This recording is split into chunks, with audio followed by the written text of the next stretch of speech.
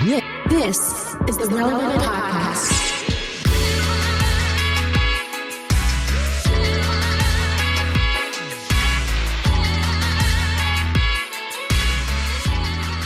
It's episode 1180, and it's the Relevant Podcast here in our studio in Orlando. I'm your host, Cameron Strang, and joining me from Loverland, Virginia, is Jesse Carey.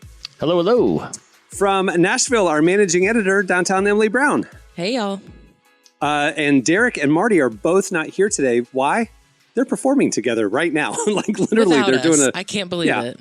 Yeah, how are they doing rap shows and not inviting us to make cameos? Exactly. It's shocking and offensive, and I will be doing my own performance later this morning in direct competition to them. I really had time to think too much about being offended until you brought it up this morning, Cameron, because my mind has been... This is where I live. Yeah. How can I be offended by the things that my friends do? That's my sweet spot. Most of my mental energy is reserved for personal grievances.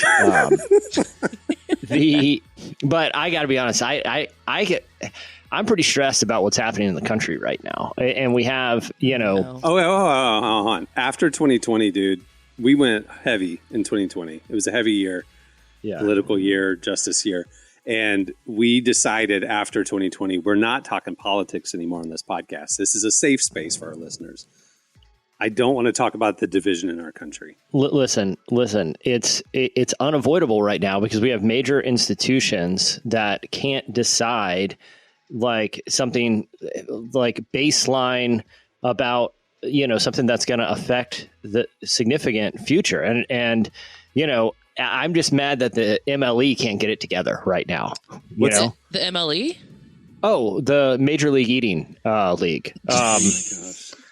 That can't be real. That cannot be a real. No, league. it is. It's the MLE.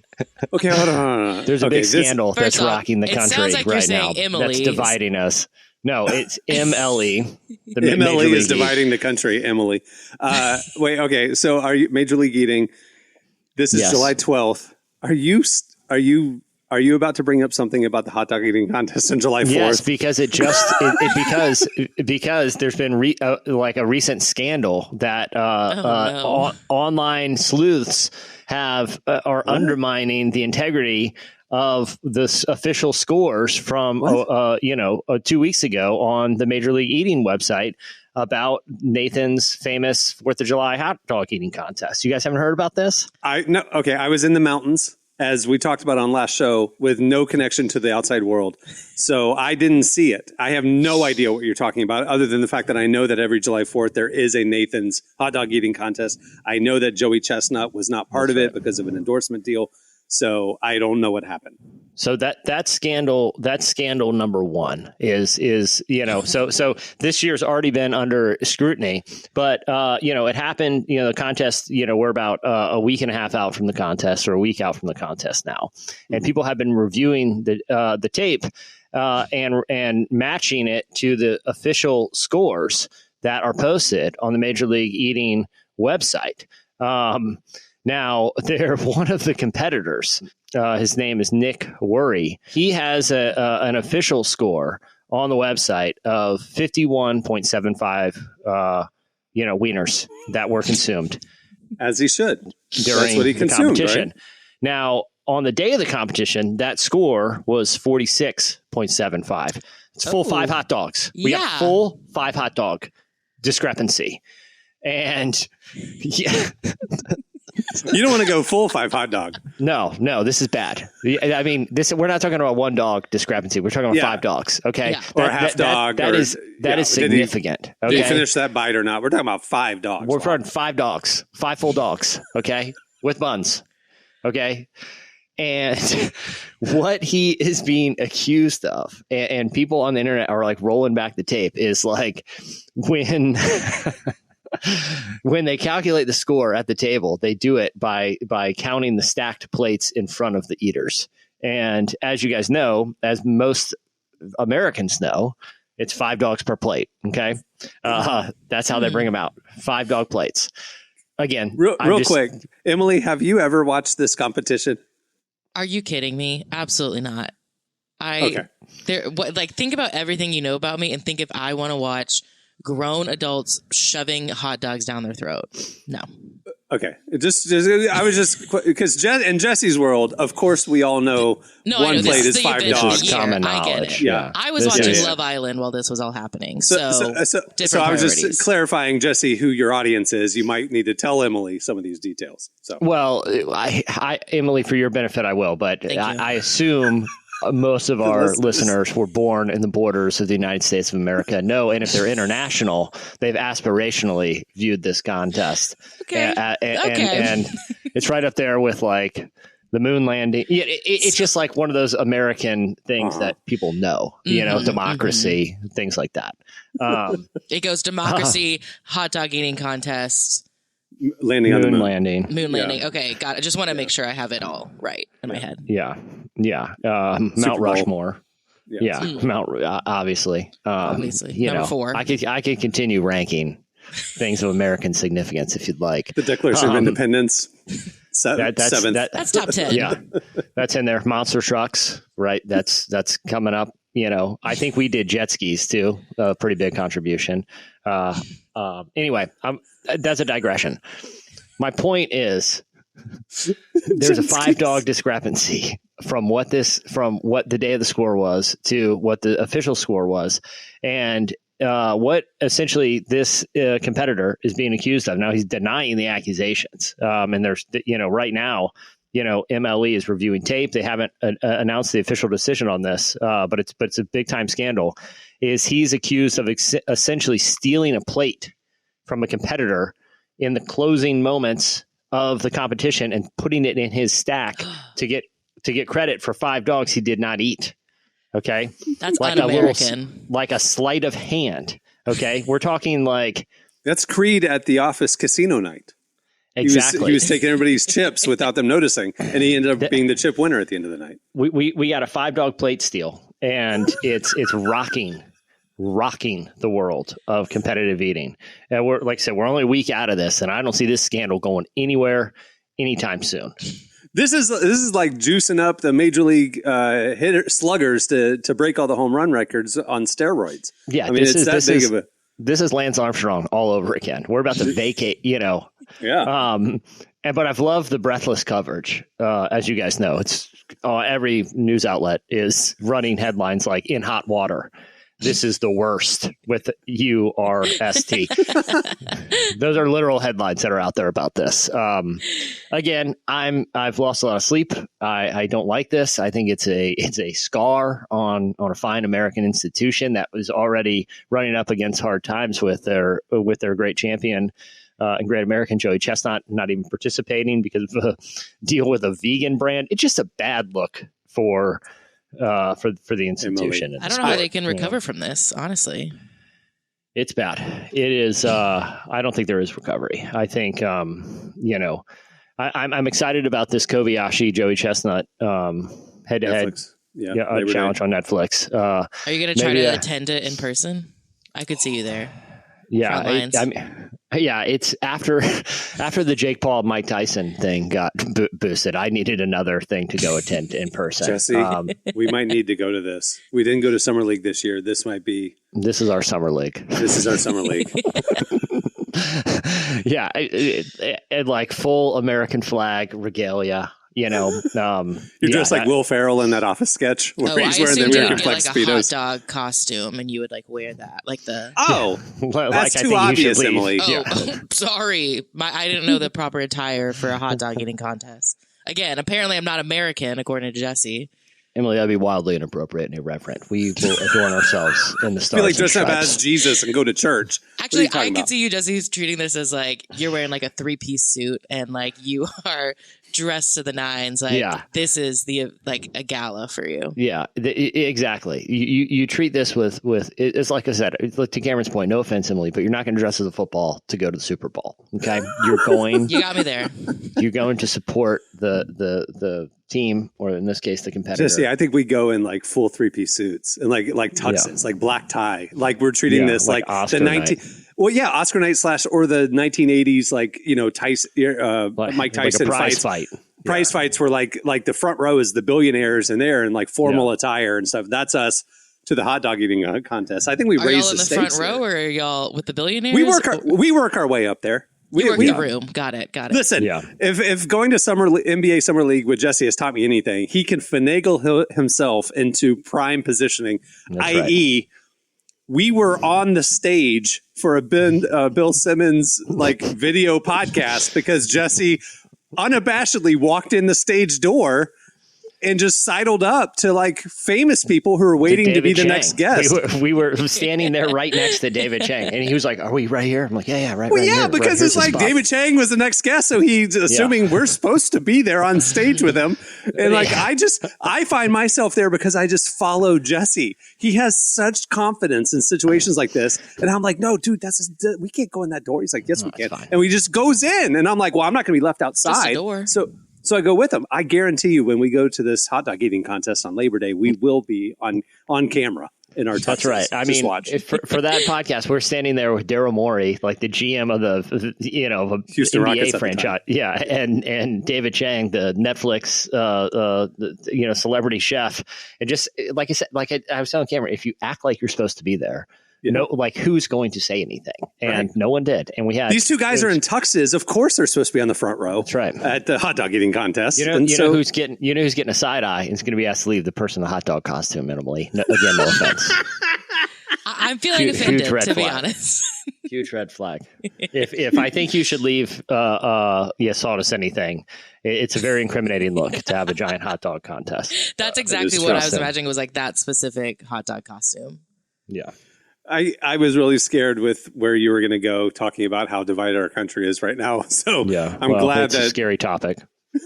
I know. These are unprecedented times. I hope we didn't offend any of our listeners by taking a side on this controversial issue. Have we taken a side?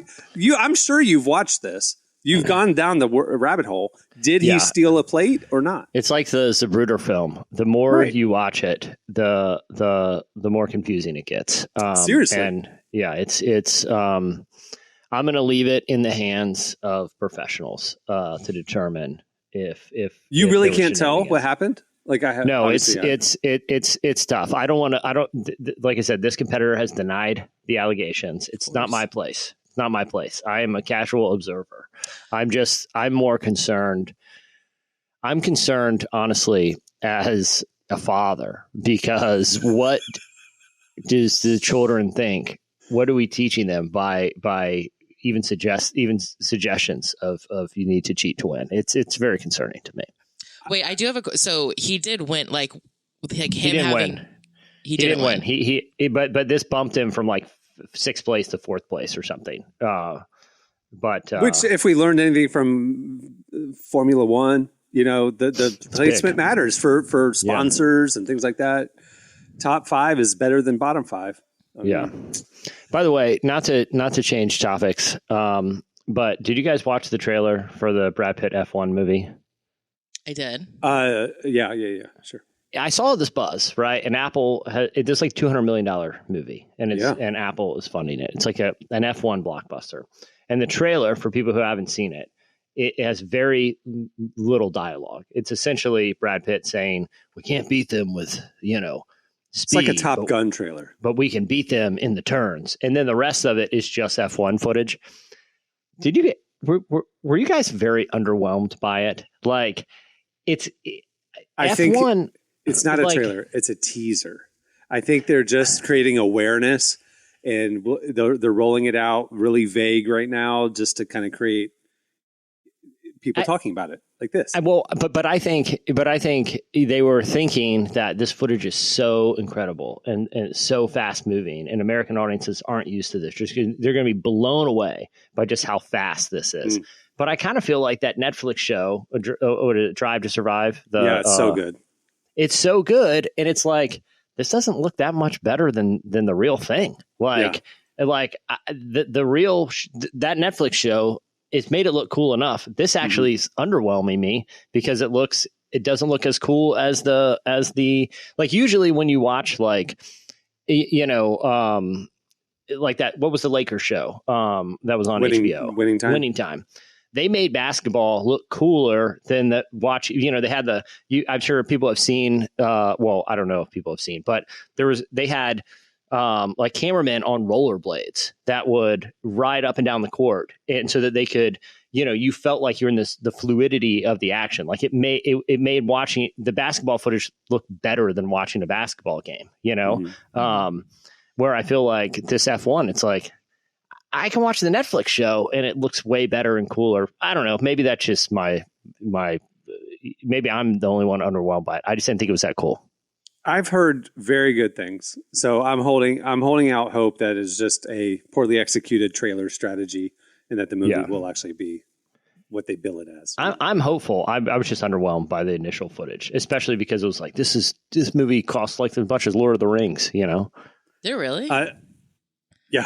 I don't think I realized it was that expensive. I feel like, trailers it's so hard to judge a whole movie on it because I've been incredibly underwhelmed by trailers, and I've also been very oversold by trailers. So I always try to take them with a grain of salt. I assume we all saw the Gladiator 2 trailer this week, though. Yeah. I was overwhelmed. I was excited about it. I'm kind of over history stuff right now. Like, I don't know. There's a lot of it, and it's all kind of boring to me. Like old stuff, You're telling me the water battle in the Colosseum didn't seem interesting to you? It's fine. I'd rather. Okay. I'm just like over old, like period. They're called period pieces. Yeah. I don't know. They just kind of all blend together, and I don't know. Again, that's one person's opinion. It just doesn't do it for me. Cameron, did you see the Gladiator trailer? No, I'm not the target audience for that movie.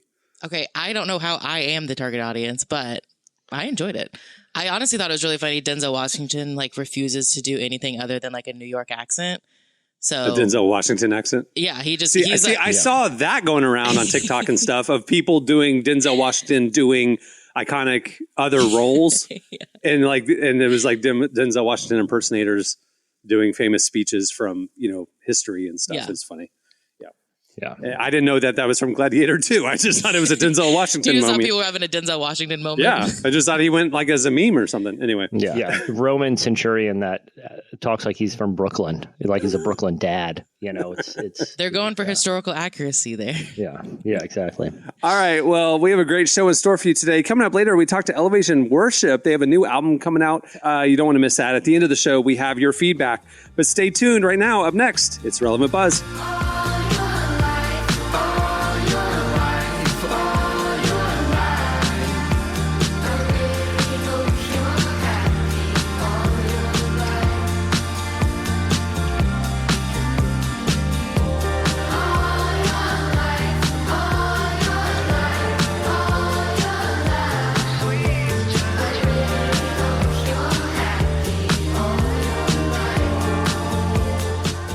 You're listening to Nick Ward. The song is All Your Life.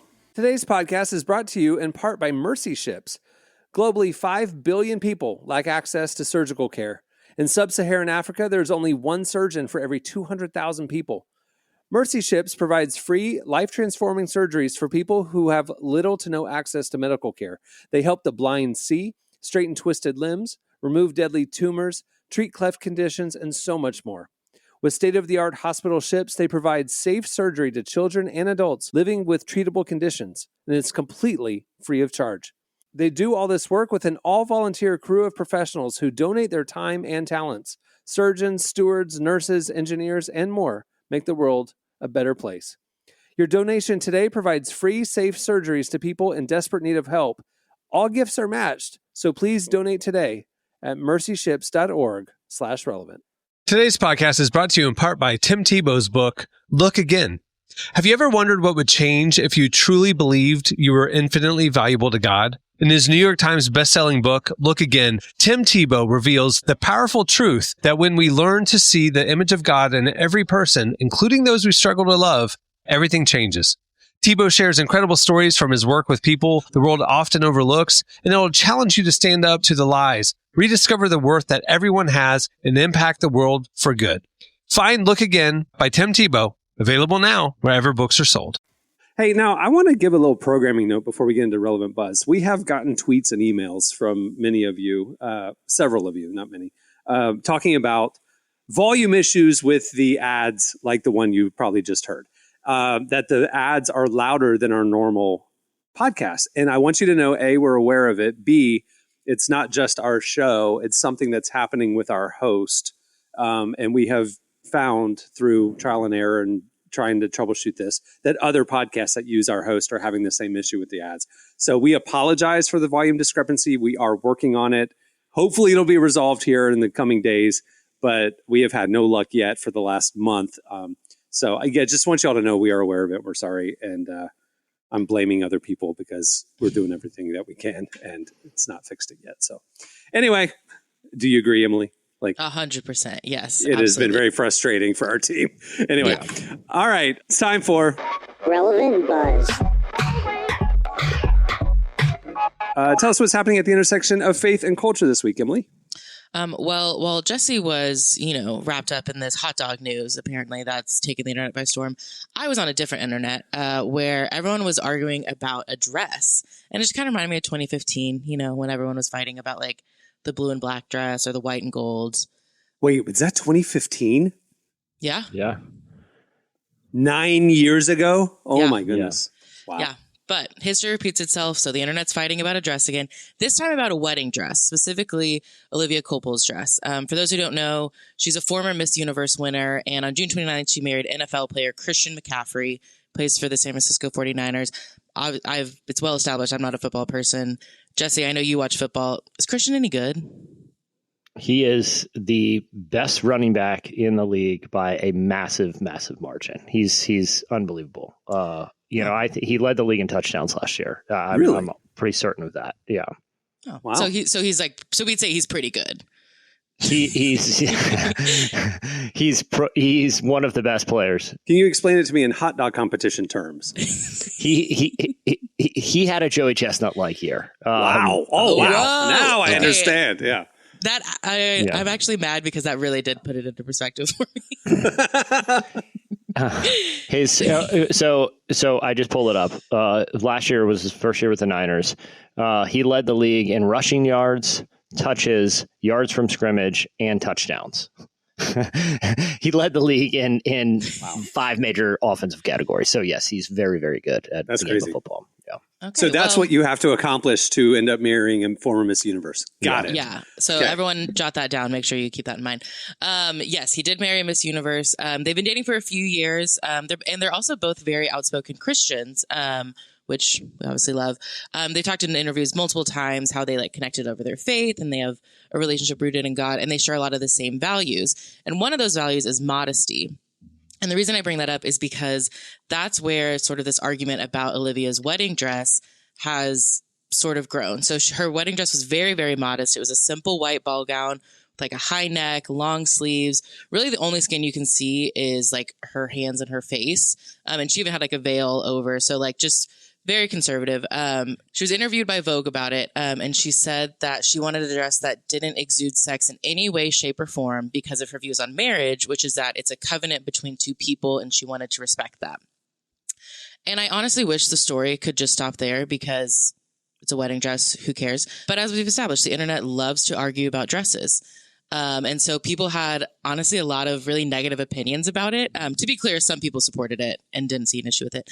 But there were a lot of really negative comments and not just this isn't my style or I don't like it. But people were arguing that because she was dressing modestly, she was pushing an agenda and she was using her wedding dress to shame other brides who maybe don't dress modestly. There was a whole super viral TikTok about someone who she reviews celeb wedding dresses and she was just arguing that, she was trying to make this big statement with her wedding dress.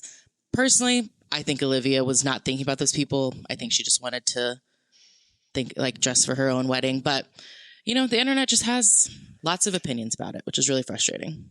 It is so odd, the stuff that causes internet, quote unquote, backlash. I think sometimes people find things to be either outraged or overly opinionated about for the sake of being outraged or opinionated, Mm-hmm. What does her dress have to do with anybody? It's her and her husband. Who cares? Exactly. Why do you have to have an opinion about somebody else's personal choice in which she said nothing about you or other people? She literally just said, this is my value. I wanted to have this look on my wedding day. Move on. I mean, like, she didn't say move on. I'm saying to the people, move on. This is weird. Yeah. Speaking of the original dress from 2015, have you guys seen the take that's when the internet peaked? Like, that was the moment where the shared experience, internet. It was shared experience. Yeah. This truly viral thing.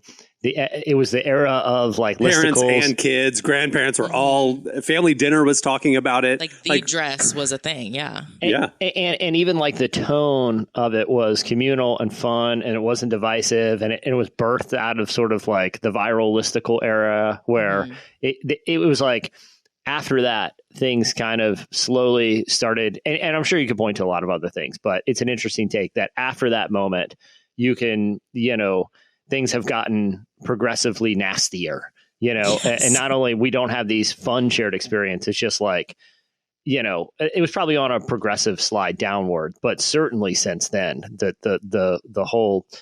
this is a perfect example of that, where, people are getting mad at literally nothing now. But the original dress was like when it peaked, and it's sort of all been downhill. Yeah, it is interesting to think about, because I can't think of any like fun, lighthearted viral moments that have kind of started on the internet and made it out into the world where I could go up to anyone on the street and ask them about, the dress, and they know what I'm talking about.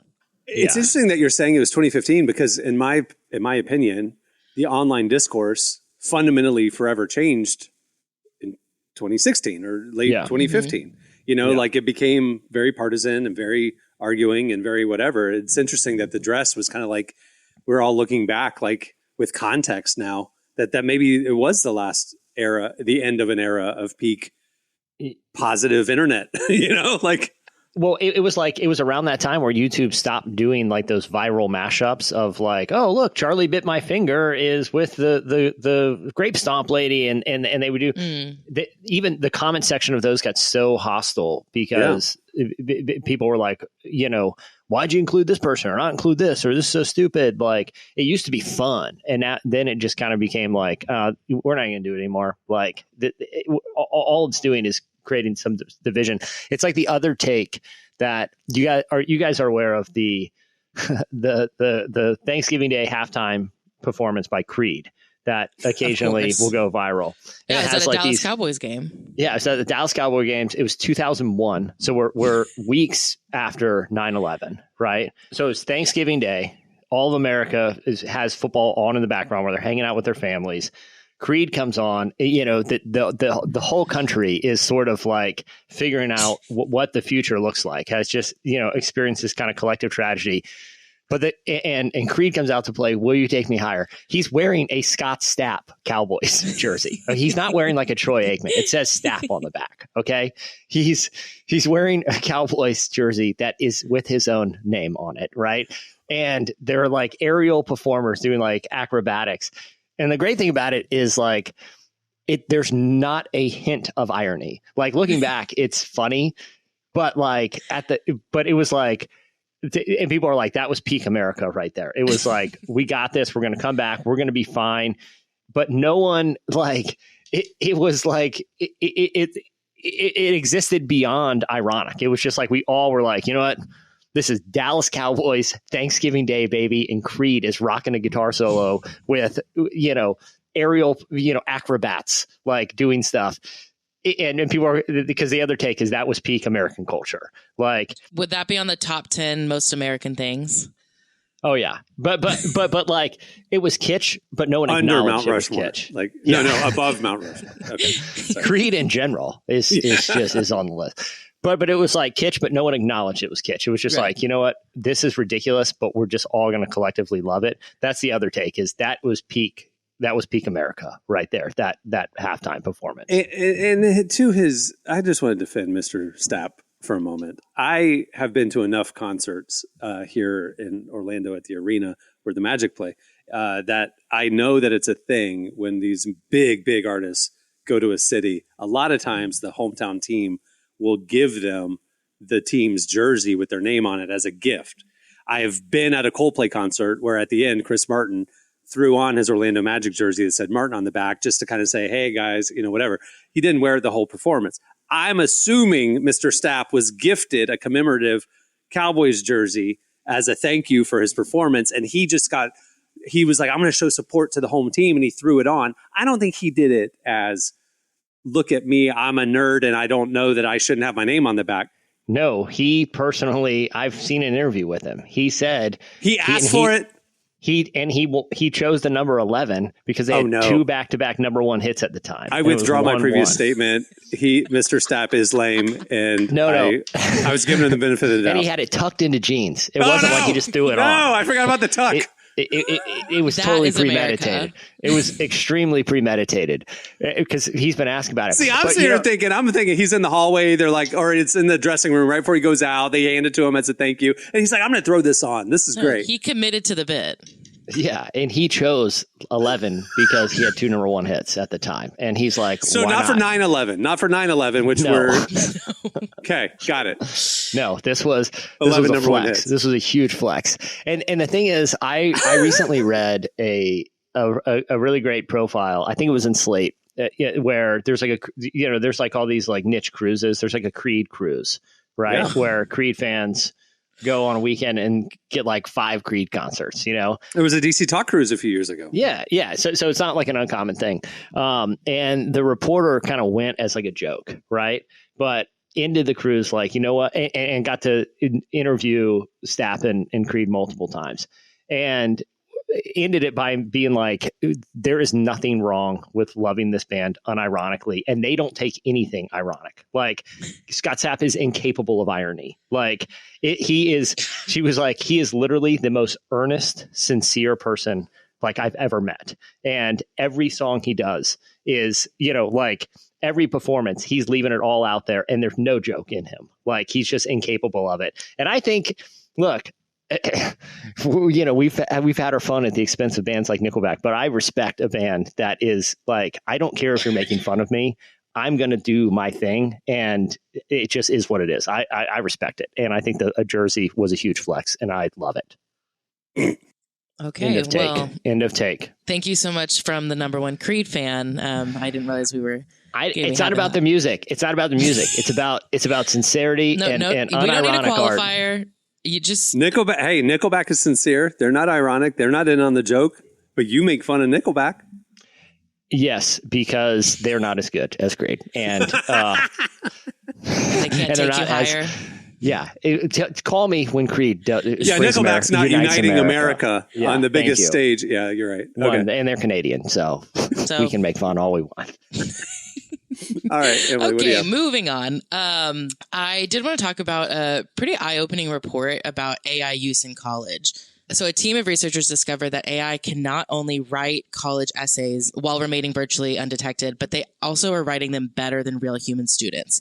So this study involved submitting AI-generated essay answers alongside those of real students for 5 undergraduate psychology exams. An overwhelming 94% of the AI-written submissions went undetected by examiners, despite being entirely produced by AI, and there was no human intervention whatsoever.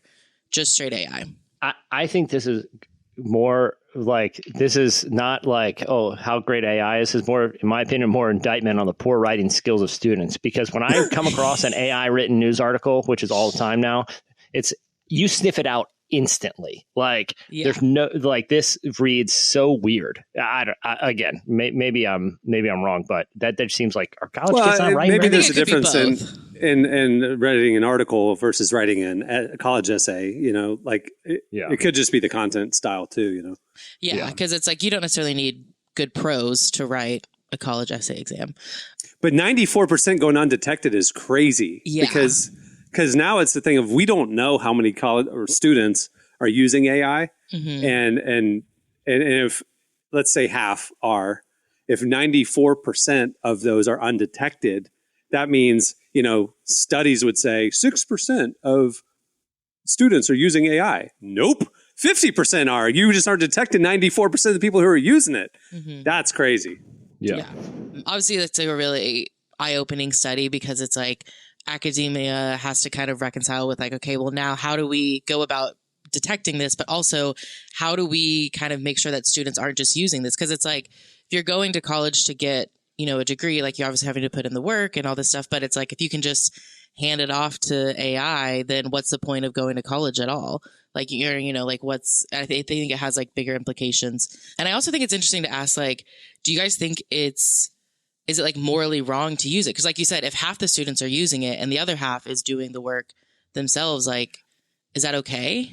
I think it's the parameters that the professor gives you. So like if the professor's saying, do not use AI on this assignment and you do, yes, morally wrong, you cheated. If he's not giving you those parameters and he's saying use all the tools available to you, it's no different in some respects than using spell check. Like you write a paper and then you run spell check over it, it's going to correct mistakes you made and those mistakes no longer exist. If you're not allowed to use spell check, then you would have much worse writing. That's what I'm saying. Like it just, to me, it's the parameters that the professor lays out for you. And if you violate the intended or, boundaries, then you shouldn't. It's morally wrong. But otherwise, it's a tool. Use it. Well, I guess, but like at what point does it become plagiarism? Because it's like, I didn't write that, but I'm saying that I wrote it. Well, the AI companies say that anything generated by your prompt by AI is your copywritten content. It is not theirs. Yeah, but I think the only moral issue I see is if you are openly deceptive, like to Cameron's point, like if you're saying, this is my original work that I wrote without the assistance of AI, then I think it's a problem, but education's just going to have to figure out how they're going to view it. Like, is this a tool like spell check or is this cheating? And those boundaries will get clearer and clearer as, studies like this, start to come out, and academia is going to figure out, we actually got to figure out a lane here, what we're going to do with this. So, well, I'm just glad can't put the genie back in the bottle. Exactly. I'm just glad I'm not in college now because I did it without AI and I'm happy about it. Anyways, moving on. Last thing, we've talked a lot on here about Russell Brand and his like spiritual journey that he's been on. We've been keeping up with it kind of because he's been so forthcoming on social media, and he's been sharing weekly or monthly updates just on his life as a Christian. And this week he posted his 3-month update as a Christian. And it was just really touching, honestly. It's a really short update, but we wanted to play the clip so that you can hear what he's been learning. I've been a Christian now for 3 months. Sometimes I find it quite difficult. What I mean by that is I feel like Christ is far away. I don't feel like the intimate connection with Christ. Today I've decided to read this from Corinthians. It's Corinthians chapter 1 verse 3. It's a letter. And what I like about it is how Paul writes to the Corinthians like they're right bloody idiots. Have a listen. Dear brothers and sisters, when I was with you, I couldn't talk to you as I would to spiritual people. I had to talk as though you belonged to this world, as though you were infants in Christ. I had to feed you with milk, not with solid food, because you weren't ready for anything stronger, and you still aren't ready. For you are still controlled by your sinful nature. You are jealous of one another and quarrel with each other. Doesn't that prove you are controlled by your sinful nature? Aren't you living like people of the world? I heard yesterday in church that even when I can't feel God, God is working on me. God is working me into the shape that he needs me to be in. What I wanted to ask you today is how you cope when you feel that you're not close to Christ. Surely there's more to this than just feeling okay. If you want to feel okay, drink a bunch or take a bunch of drugs or eat a load of candy for temporarily at least. That will offer you some sort of salve or at least distraction. Thanks for joining me. Let me know what you think about that letter and let me know what you do when you feel suddenly remote. It's interesting now that he's 3 months in, not 3 weeks, not 1 week. Like his posts when he was newly baptized and newly converted, there was an excitement. I feel different already, all that kind of stuff. It's interesting now he's 3 months in. You're, think about summer camp or something like that. Like you have this mountaintop spiritual experience.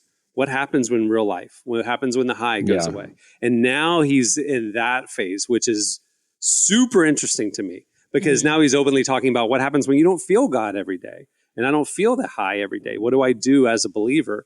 And I think the most constructive part of him posting these videos is the comments.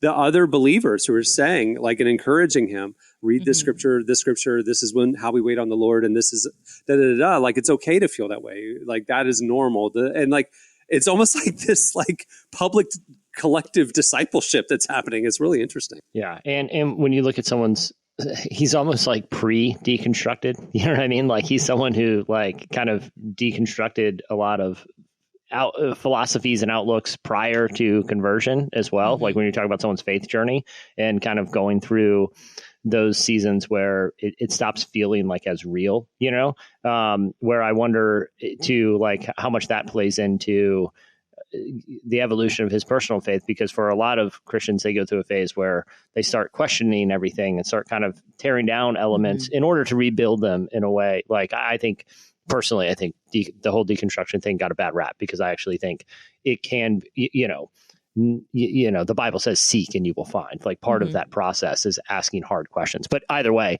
it seems like someone, you know, he's been pretty open with those questions prior to his like formal conversion. So it'll be interesting to see how his personal journey continues to evolve. Yeah. I mean, I'm cheering him on. I'm actually praying for him because like the stakes are pretty high with him. I mean, like he's very, very public. He's got a huge following, and this can go one of two ways. I mean, this could point a lot of people to Jesus. They can watch a sincere faith emerge, or if he goes off track, like this could do a lot of harm. So it's like, I mean, it's interesting. I am praying for him because he's very influential. I don't care about his influence. I care about him and his heart and his soul. But it's just interesting. It's cool to see it kind of play out as vulnerably and publicly as it is. So. All right. Well, that'll do it for Relevant Buzz. Make sure to check out relevantmagazine.com every day where we are covering the intersection of faith, culture, and everything in between. Thanks, Emily. Stay tuned. Up next, Elevation Worship joins us.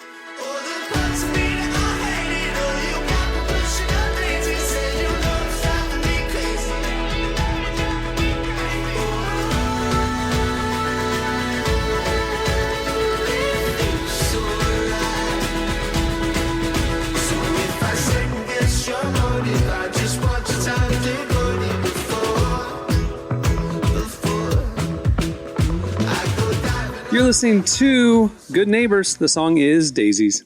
Today's podcast is brought to you in part by John Mark Comer's book, Garden City, a book that speaks to the tension we all feel between work, rest, and purpose. The New York Times bestselling author John Mark Comer takes us to the scriptures to identify what it really means to be human and flips the script on the idea that who you are matters, not what you do. He shows that God created us for meaningful work and meaningful rest. Both matter. This book helps you ask and answer the big questions. Does God care where I work? Is there a direction for my life? So you can discern God's heart for your calling, your rhythms, and the way His Spirit wants to shape every part of your life. If you're longing for purpose and a more grounded way to live, check out the new hardcover edition of Garden City wherever books are sold. Well, today's show is brought to you in part by the new book, God, the Science, the Evidence. We talk a lot about faith, but how often do we talk about science in the same breath? You might be surprised to discover just how deeply the two actually agree.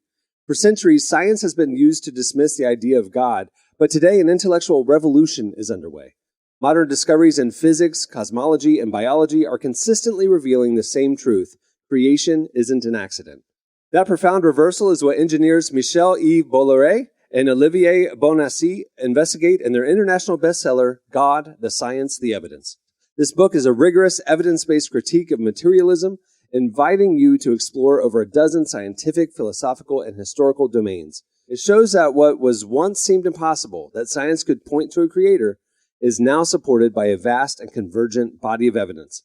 With over 400,000 copies sold in Europe, this book is sparking a global debate.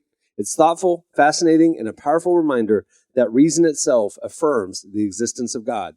Learn more and find out where you can purchase your copy today by visiting godthesciencetheevidence.com.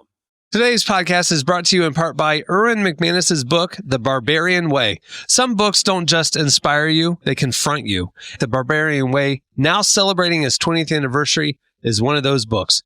If you felt the pull of God towards something deeper and wilder than the safe, predictable version of faith that we settle for, McManus reminds us that following Jesus was never meant to be tame. It's meant to awaken courage, passion, and purpose God placed inside us. He draws from the wild stories of Abel, Noah, Moses, Rahab, and others to remind us that following God wasn't meant to be tame. Safe faith isn't working. Step into the story God is writing for you. Choose passion, choose boldness, choose the Barbarian Way. Available now wherever books are sold. Well, our guest today is John Sal Barrentis. He's from Elevation Worship. Now, normally when we talk to Elevation, we talk to Chris Brown, but we've had Chris Brown on a bunch, so we want to mix things up, and John Sal stepped in. We talk about Elevation's brand new album, When Wind Meets Fire, which drops today. Here's part of Emily's conversation with John Sal from Elevation Worship.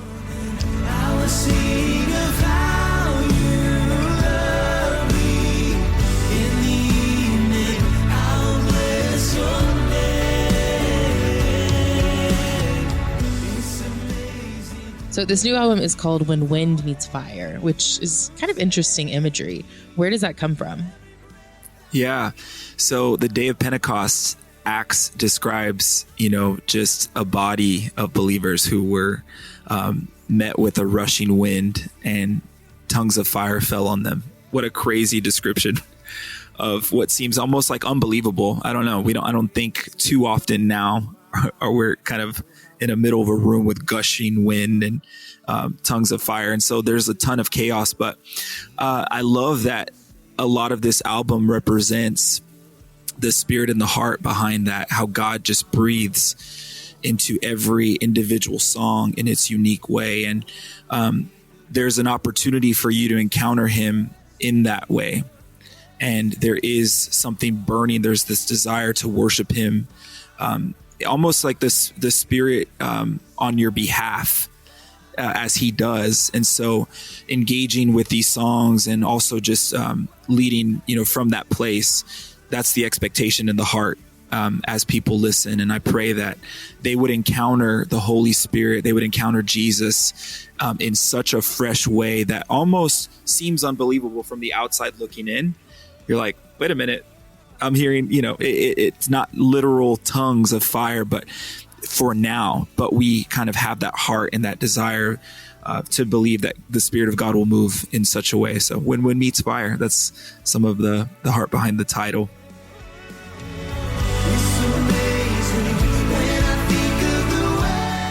Yeah, it's such a distinct image. I got to be honest, I don't really think about the day of Pentecost maybe as much as I should. Yeah.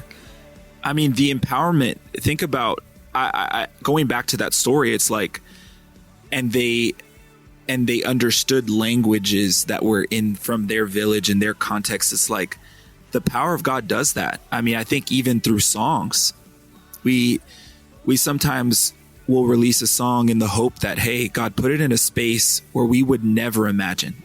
I think in a world of social media, in a world of song media that's just going out into spaces, like it's going to probably in Jesus' name land exactly where it needs to in a small city, in a small town where somebody needs to meet and encounter the Lord. And I don't know, I look at that reference almost as, Lord, do it now, do it through these songs.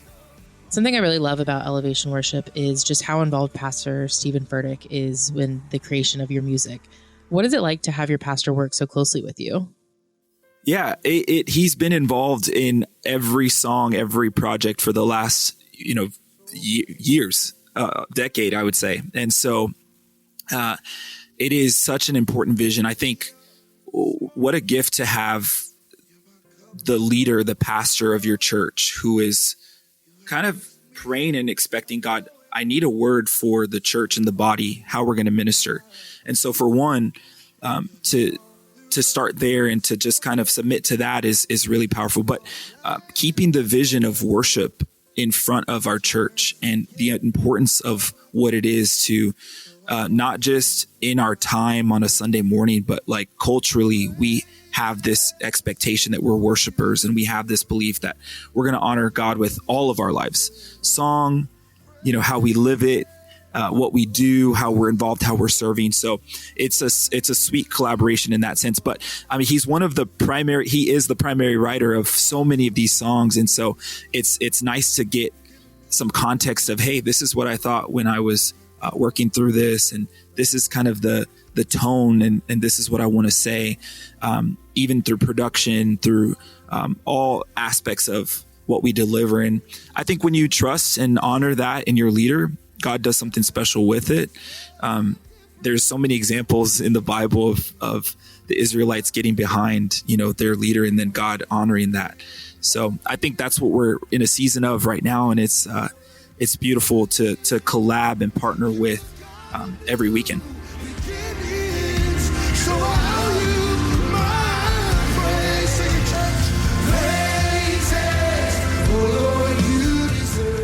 I know you've been introducing these songs on Sundays at church. I'm just curious, are there any memorable moments that you've had while you've performed these songs? I'll start with a funny one. So we are recording, we're doing a worship night, and the song that I'm leading is called Easy. On one of the songs I'm leading is the title is called Easy. And we were reworking the song right up to the moment of the night starting. So you know how that goes. Very fun.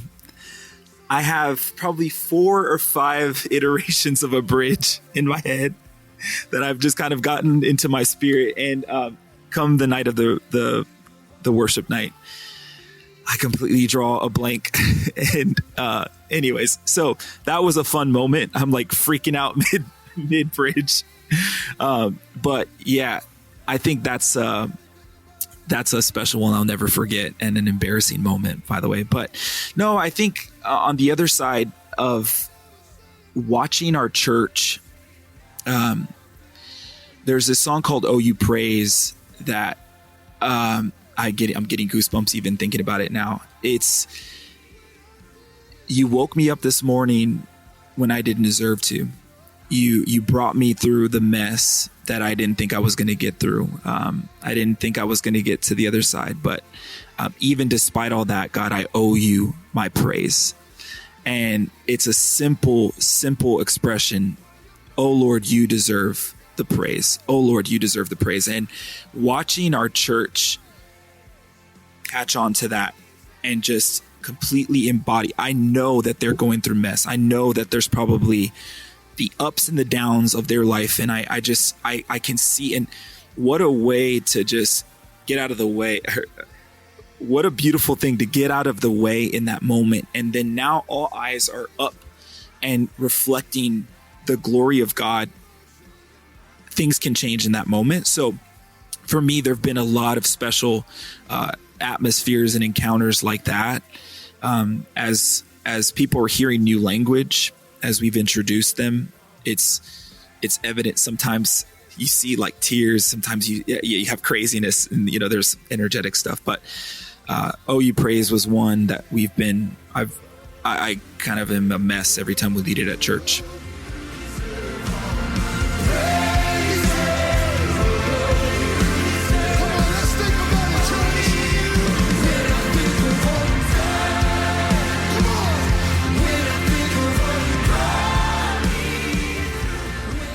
It seems like these songs touch on a lot of different messages, like God's faithfulness, his goodness, lots of important topics to cover. What would you say connects these songs together? Yeah, I think it's a very vertical record in terms of you cover faithfulness, you cover God's love, and I think it all we want our church, we want those who are listening to really turn their eyes to God and allow the Spirit to step in. A song like "All of a Sudden," like, Holy Spirit, come and meet me here, but also that I would turn my eyes to you and worship you with all that I have. And so I would say it's a very vertical record, and we want to go after God with giving him the praise. It's not, there are some songs that kind of keep us introspective, and when we feel like we're scared, like God is not against me is very much a song where, okay, I'm not by myself, I'm not alone. But I love that the thread through this record is very vertical in terms of set your eyes on Jesus, set your eyes higher than what your circumstance is now, and worship him through it all. I really love that the intention for this album was to make songs for the church. I'm curious, is there a specific message you hope the church takes away when they hear these songs? As a breath of fresh air, I would want the church and the body to experience Jesus like this, the day of Pentecost. Let there be a fresh revelation and let him, through the spiritual wind, through his power, activate something new, because there's such a mission field right now. There's such a need for believers to step up and minister and share the gospel and share Jesus and share revelation. So you can't just sing, "Oh, you've been good to me, you're so good," on church and not do anything about that. If God has blessed you, if God has changed your life, if you've been redeemed, you have to share it. So I pray that this album collectively, like, get in with the church, get in with the spirit of what God is doing, and go out and do something about what God has done in your life. So I pray that over anyone who listens. I pray that over anyone who needs, same. I mean, for the person that is broken right now, let this wash over you and let God heal you. You're not by yourself. You're not alone. So I'm believing that for anyone who would take a few minutes and listen to a few of these songs.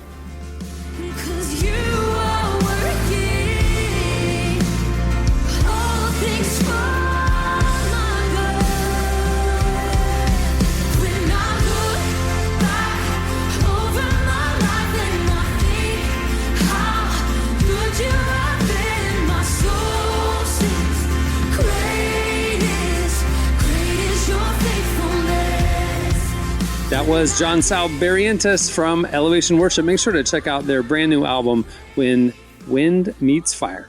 It's out today. All right, stay tuned. Up next, it's your feedback. I'm trying to change whenever change up on the bros and come on fake. But this my chance, I gotta take it. Feel like I'm stuck in the middle. Me versus me, me versus me. Yeah, yeah. Stuck in the middle. That ain't no way it was supposed to be. Summer 16 kicked off the RIPs. Ops in my phone with no caller ID.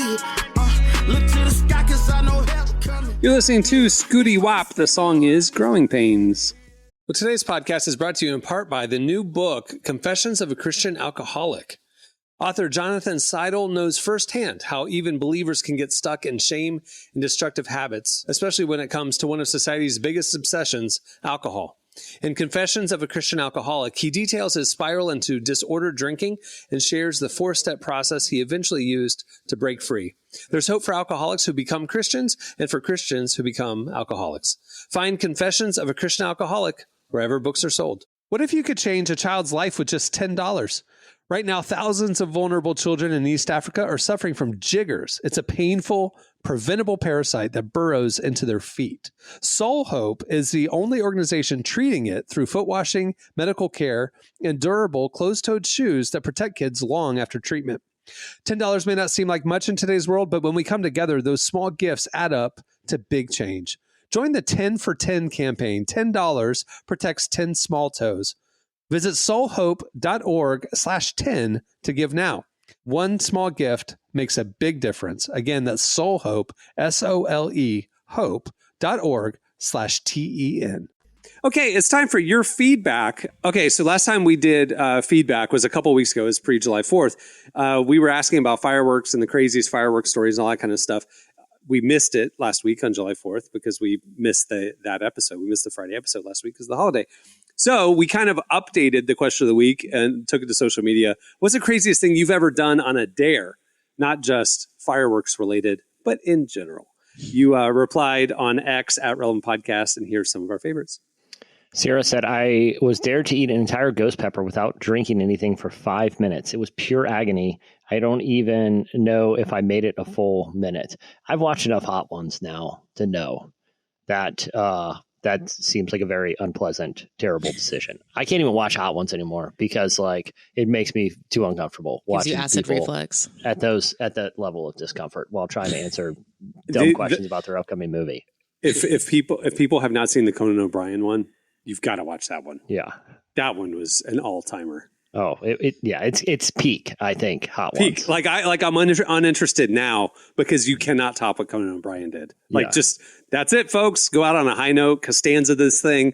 You're done. You can't do better than Conan. It is really crazy how he started off just doing I think he started with small rappers and stuff, and now he is getting Conan. I really like the Maya Rudolph one. Like he's getting like actual actors and stuff. Like, and it's just really funny that he's able to convince these like, again, veteran actors, veteran celebrities to be like, do you want to come eat a bunch of super hot wings and answer some interesting questions? Now it's part of like the press tour, like that if you have like special, Bryan Cranston or Will Ferrell or the Tonight Show, a YouTube show where you eat hot wings. It's like Well, honestly, the viewership probably rivals late shows these days anyway.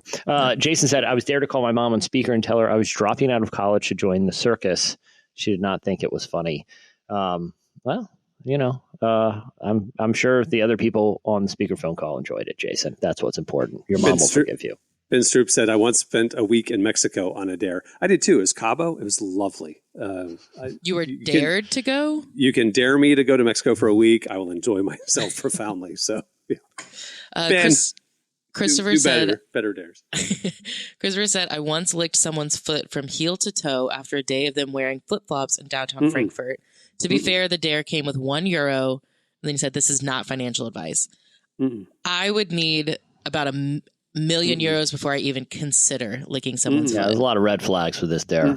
It was a bad dare. You should have just taken the L and been like, yeah, I don't know. I'm a really bad person to do like dares or like 1 to 10 with, because I just won't do it. And I'm like, I don't care if you think that I'm like a loser for not doing it. I'm just not going to do it.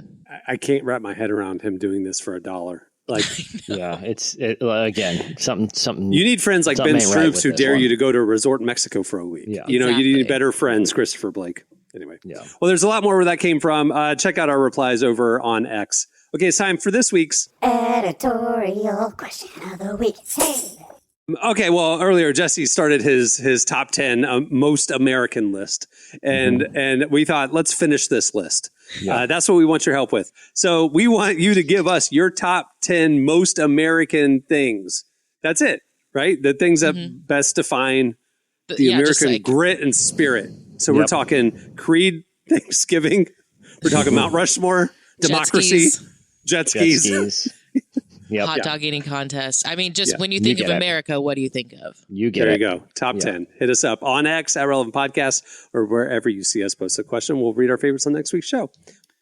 Well, before we wrap up, I want to thank John Sal Barrientos for joining us today. Make sure to check out Elevation Worship's brand new album, When Wind Meets Fire. It is out today. Also, make sure to head over to relevantmagazine.com. If you listened to our last episode, we told you about the new issue. And due to some technical difficulties, its release got delayed a few days. It will be up on Monday. If you're hearing this on Friday or over the weekend, it'll be up on Monday. Like I mentioned on our last episode, Letitia Wright is the cover story, and it's jam-packed with some great content. So make sure to check that out. Over at the website, just click on the magazine tab. It's right there, available for free. If you want the beautifully designed, all-new, reimagined digital edition, ad-free, check out Relevant Plus. It's included with your Relevant Plus membership. You get also an ad-free version of this podcast, ad-free unlimited reading at relevantmagazine.com, and more. Plans start as low as $250 a month, and it's the best way to experience our content. All right, on that note, we'll wrap it up. I'm Cameron Strang. I'm Jesse Carey. I'm Emily Brown. We will see you on Tuesday. Have a great weekend, everyone.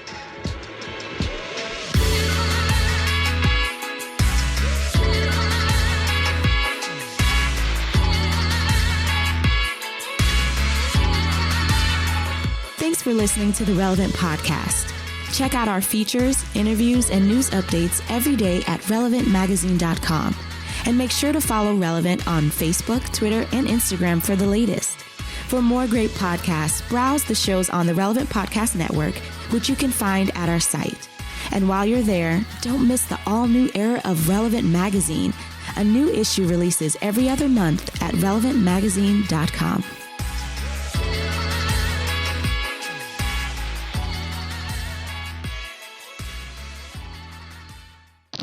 If you act like you're supposed to be there, who's going to say anything? Relevant Podcast Network.